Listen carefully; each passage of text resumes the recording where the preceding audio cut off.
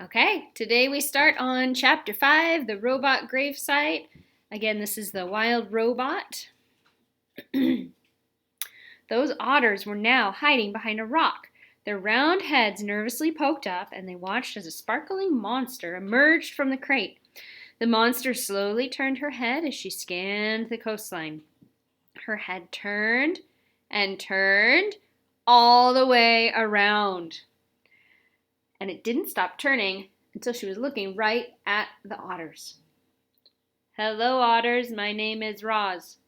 The robot's voice was simply too much for the skittish creatures. The biggest otter squeaked, and the whole gang suddenly took off. They galloped back across the robot gravesite, flopped into the ocean, and raced through the waves just as fast as they could. Roz watched the otters go, but her eyes lingered on the sparkling objects that littered the shore. The objects looked strangely familiar. The robot swung her left leg forward, then her right, and just like that, she was taking her very first steps. She stomped away from her crate and over the rocks and through the gravesite until she was standing above a broken robot body. She leaned in and noticed the word Rosum lightly etched on the torso. She noticed the same word on all the torsos, including her own. Roz continued exploring the gravesite until a playful little ocean wave washed over the rocks. She automatically stepped away from it. Then a bigger wave sloshed toward her, and she stepped away again. And then a gigantic wave crashed over the rocks and engulfed the entire gravesite. Heavy water pounded against her body and knocked her to the ground, and her damage sensors flared for the first time. A moment later, the wave was gone, and Roz lay there dripping and dented and surrounded by dead robots. Roz could feel her survival instincts, the part of her computer brain that made her want to avoid danger and take care of herself so she could continue functioning properly. Her instincts were urging her to move away from the ocean. She carefully got to her feet and saw that high above the shore, the land was bursting with trees and grasses and flowers. It looked lush and safe up there. It looked like a much better place for our robot.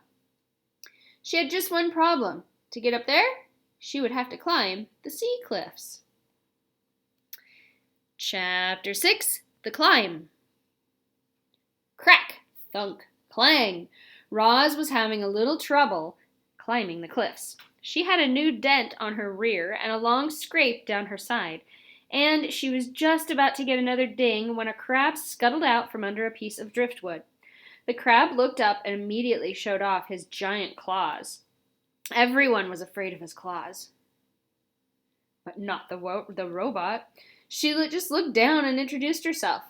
"Hello, crab. My name is Roz." After a brief standoff, the crab cautiously backed away, and that's when Roz noticed how easily he moved over the rocks. With his wide stance and his grippy feet, the crab could crawl up and down any rock face. So Roz decided to try out his climbing technique. She spread her arms wide and clamped each of her hands onto the cliffside. She jammed one foot into a crack and lifted her other foot onto a narrow ledge. And just like that, she was climbing. Roz moved awkwardly at first. A chunk of rock crumbled in her hand, and she had trouble finding footholds. But as she climbed higher and higher, she started to get the hang of it. Seagulls squawked from their cliff nests and soared away when the robot came too close. But Roz paid them no mind. She was focused only on getting to the top.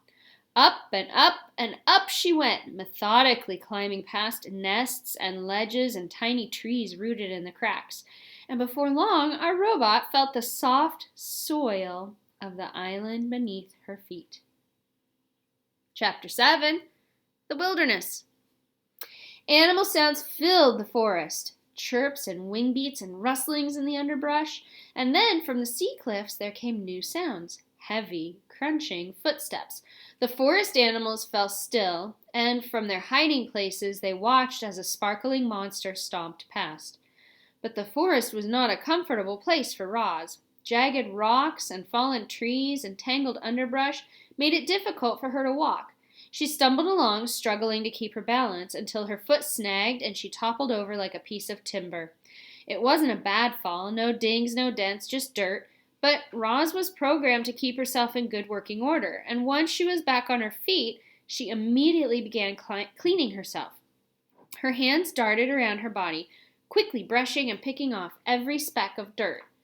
Only when the robot was sparkling clean again did she continue through the forest.